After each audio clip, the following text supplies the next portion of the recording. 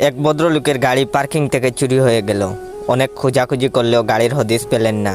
তবে 2 দিন পর হারানো গাড়িটাকে আগের জায়গায় দেখে অবাক। হারানো বাহন ফিরে পেয়ে ভীষণ আনন্দিত হয়ে দৌড়ে গাড়ির কাছে গেলেন। ড্রাইভিং সিটে একটা মুখবদ্ধ খাম খুলে দেখলেন ভেতরে দেওয়া চিরকুটে লেখা, মায়ের শরীর হঠাৎ খারাপ হয়ে যাওয়ায় হাসপাতালে নেওয়া প্রয়োজন হয়ে পড়েছিল, কিন্তু এত রাত, তার উপর ছুটির কারণে কোনো গাড়ি না পাওয়ায় আপনার গাড়ি ব্যবহার করতে বাধ্য হয়েছিলাম। বিনীত ভঙ্গিতে আরও লেখা রয়েছে, আপনাকে কষ্ট দেওয়ার জন্য দুঃখিত। গাড়িতে যত পেট্রোল ছিল সব আগের মতো আছে, তাছাড়া আপনার গাড়ির খারাপ টালাটাও ঠিক করে দিয়েছি। গাড়ি ব্যবহারের বিনিময়ে আপনার ও আপনার পরিবারের জন্য 10টা সিনেমার টিকিট দিলাম। এই চিঠির খামের মধ্যেই সেগুলো পাবেন। টিকিটগুলো আগামীকালের নাইট শো। আমি জানি আপনারা বাসার কাজের মেয়ে সহ আপনারা 10 জন। আপনাদের খাবারের জন্য রাখা আছে সিনেমা হলের বিল পরিশোধ, ফুড কোর্টের বাউচার। সিনেমা দেখার পর যা ইচ্ছা খেয়ে নেবেন। সবশেষে আবারও বিনীত অনুরোধ, আমার অনন্য পায় অপরাধের জন্য ক্ষমা করে দিবেন।